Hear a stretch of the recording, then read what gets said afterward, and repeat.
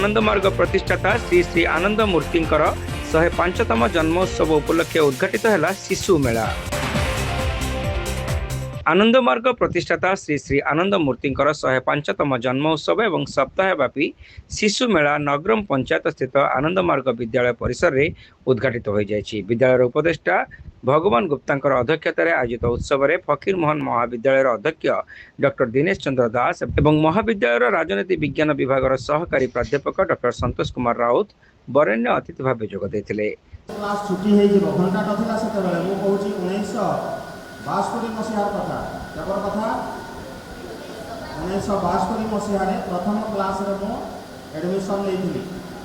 गोटे जरी बैग जरी माने अखा बैग छाड़ी जाउथिला दिने झड़ी बाहरिला सी पाठ पढ़ी बेगे आसु आसु फसी गला बड़ मुह माड़ी तले तले गला पड़ी। गुरुजी देखिले देह तार पानी कादुआरे सर सर तिले है सेठी खातर न करी आसीछि होई से करबर से जाई पचारिले गुरु एकी हला एते सरी तोते किए गला पिलाटी कहिला बेगे आसु आसु कादुअरे गोड़ फसी गला। हला दशहरा छुट्टी बेल दशहरा छुट्टी हला पूजा छुट्टी सांग साथी सब कला मेल माटी बाली पुड़ी पकाई तही रे गाँ पाठ कला समतुल। आपण माने जानती जेतेबेले विश्व भौतिकता आगे चलला लोक मैंने विलास पथर धाइले से नव मानववादर आगधाड़ी पुरोधा थे ज्ञान मूर्ति जी से चाहूले मानव निजे मुक्ति पाइबा सहित जगतर मंगल हो समाज में शांति सेवा मानववादर प्रचार प्रसार हो छोट छोट पिला भितर संस्कार मनीष पड़ियार अभिवृद्धि हो। आज चिंतादायक माने निज स्वार्थ को छाड़ी समाज स्वार्थ प्रति दृष्टि दिंतु गोटे सुंदर विश्व निर्माण हो।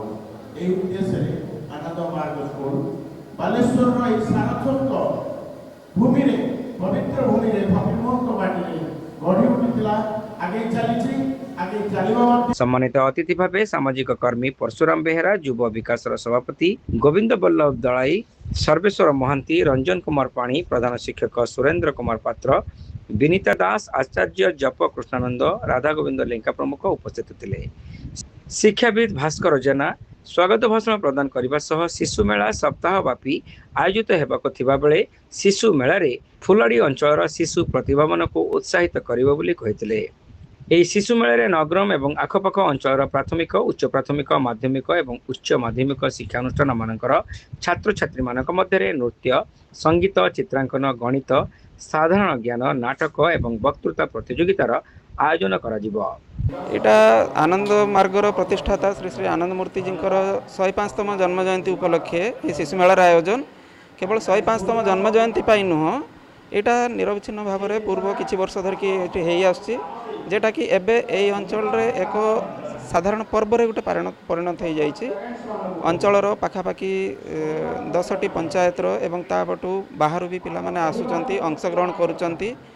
आस्ते आस्ते एटा क्रमागत प्रतियोगितार अंशग्रहण करुथिबा लोकंकर संख्या एवं पिलामानकर संख्या एवं स्कूल विद्यालय जो माने भाग नौचे सेमानकर संख्या बढ़ी बढ़ी चली पिलामानकर सामग्रिक विकास जो माने आजिकल पिला माने केवल पुस्तक केन्द्रिक हो जाउचंती पाठपढ़ा परीक्षा को उद्देश्य रखी मार्क पाइबा से उद्देश्य रे पाठपढ़ा होची किंतु तांकर सामग्रिक विकास पाई ए गोटे प्रयास पिला माने जेमति कि हमर जो पाठ पढ़ुचे आमे पाठ बही भितर सीमित रोचे परिपार्श्व आमर साधारण समाज यही सबूर आम दूरे जाऊे से सहित पिला मानकु जोड़बार एक प्रयास नहीं किछि उद्यम आरंभ होटा चेष्टा चली।